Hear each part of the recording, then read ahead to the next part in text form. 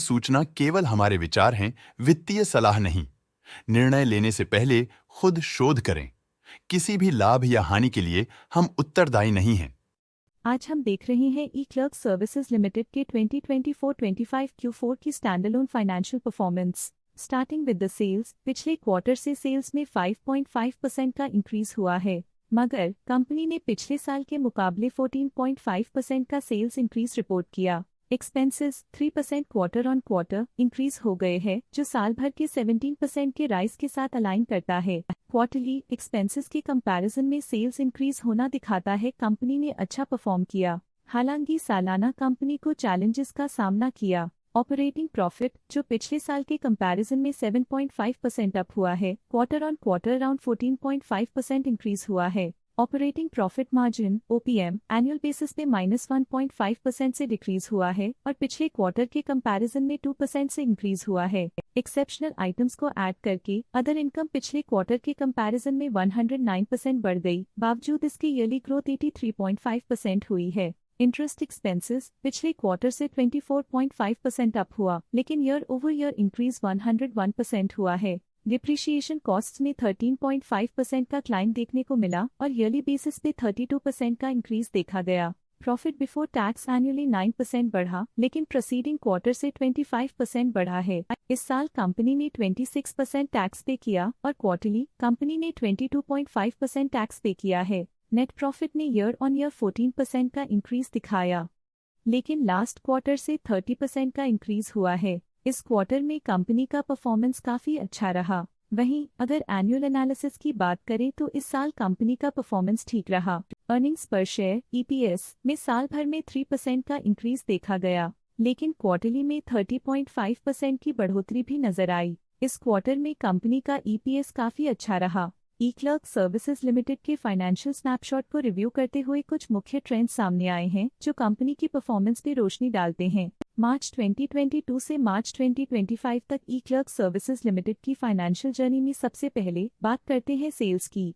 इस साल सेल्स में 16% की वृद्धि हुई है और पिछले 4 सालों में 57% की वृद्धि हुई है, जो एक निरंतर अपवर्ड ट्रेंड को दर्शाता है। पिछले 3 साल से सेल्स लगातार बढ़ती जा रही है, जो मार्केट एक्सपेंशन और कंज्यूमर डिमांड में वृद्धि को दर्शाता है। अब बात करते हैं एक्सपेंसेस की। इस साल एक्सपेंसेस 24% बढ़े हैं और 4 सालों में 103.5% का इजाफा हुआ है। इस साल हालांकि एक्सपेंसेस सेल्स से थोड़ा ज्यादा बढ़े हैं, मगर ग्रोथ रेट्स का करीब होना स्टेडी ऑपरेशनल कॉस्ट को दर्शाता है। चैलेंजेस से गुजरते हुए ऑपरेटिंग प्रॉफिट ने इस साल -8% की डाउनटर्न देखी, जो एक ट्रेंड को कंटिन्यू करता है। पिछले 4 सालों में -19% की डिक्लाइन के साथ एक वृद्धि के बाद पिछले 2 सालों से ऑपरेटिंग प्रॉफिट गिर रहा है, जो कुशलता बनाए रखने में चैलेंजेस को दर्शाता है। इस साल नेट प्रॉफिट में 0.5% की वृद्धि के साथ पिछले 4 सालों में -15% की गिरावट हुई है। पिछले साल की सेटबैक के बाद नेट प्रॉफिट में सुधार हुआ है, जो मार्केट ऑपरेशंस में संभव रिकवरी और अडेप्टेबिलिटी को दर्शाता है। इस साल EPS में 2% की वृद्धि हुई, हालांकि पिछले 4 सालों में -27.5% की गिरावट देखी गई है। लगातार 2 साल की गिरावट के बाद इस साल EPS में वृद्धि प्रॉफिटेबिलिटी में रिकवरी के शुरुआती साइंस देती है। चलिए अब बात करते हैं शेयर होल्डिंग पैटर्न की। ई क्लर्क सर्विसेज की शेयर होल्डिंग रिपोर्ट्स कुछ इस प्रकार की हैं, जो अननोन 2025 के तक चलता है। ये रिपोर्ट कंपनी के शेयर्स की डिटेल्ड जानकारी देता है, जिसमें promoters, promoter groups, foreign investors, public investors और सरकारी एंटिटीज शामिल हैं।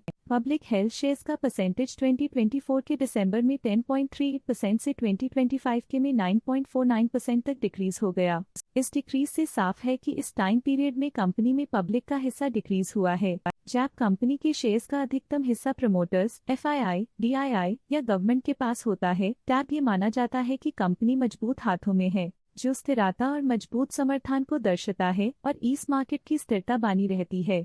DII डोमेस्टिक इंस्टीट्यूशनल इन्वेस्टर्स ने अपना शेयर होल्डिंग दिसंबर 2024 में 24.19% से 2025 में 25.12% तक इंक्रीज किया। ये बताता है कि डोमेस्टिक इंस्टीट्यूशंस ने कंपनी में अपना इंटरेस्ट 0.93% तक इंक्रीज किया है। फॉरेन इंस्टीट्यूशनल इन्वेस्टर्स के शेयर होल्डिंग में थोड़ा डिक्रीज आया 2024 के दिसंबर से 2025 के में, जो दिखाता है कि फॉरेन इंस्टीट्यूशंस ने अपने स्टेक को क्वार्टर टू क्वार्टर -0.15 से डिक्रीज किया है, जिसे पता चलता है कि उन्होंने अपनी इन्वेस्टमेंट्स को पुल बैक किया है।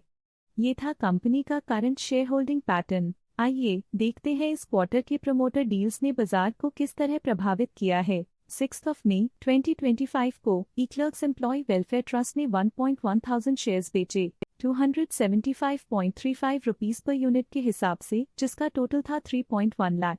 6 मई 2025 को इक्लर्क्स एम्प्लॉय वेलफेयर ट्रस्ट ने 4,100 शेयर्स बेचे 397.13 रुपीस पर यूनिट के हिसाब से, जिसका टोटल था 16.3 लाख।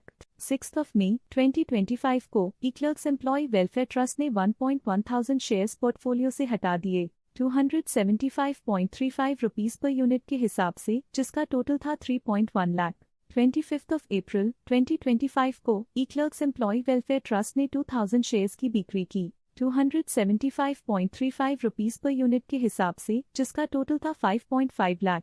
25 अप्रैल 2025 को इक्लर्क्स एम्प्लॉय वेलफेयर ट्रस्ट ने 3,000 शेयर्स बेचे 275.35 रुपीस पर यूनिट के हिसाब से, जिसका टोटल था 8.3 लाख। 25 अप्रैल 2025 को इक्लर्क्स एम्प्लॉय वेलफेयर ट्रस्ट ने 1,000 शेयर्स एग्जिट कर लिए 275.35 रुपीस पर यूनिट के हिसाब से, जिसका टोटल था 2.8 लाख। 25 अप्रैल 2025 को इक्लर्क्स एम्प्लॉय वेलफेयर ट्रस्ट ने 500 शेयर्स बेचे 1,433.3 रुपीस पर यूनिट के हिसाब से, जिसका टोटल था 7.2 लाख। आशा है कि ये प्रमोटर डील्स के इनसाइट्स आपको स्टॉक मार्केट समझने में मदद करेंगी। आज के लिए फाइनेंशियल सेक्टर में इतना ही। देखने के लिए धन्यवाद। स्टॉक लेटेस्ट न्यूज अपडेट के लिए चैनल को सब्सक्राइब करें और वीडियो को लाइक एंड शेयर करें।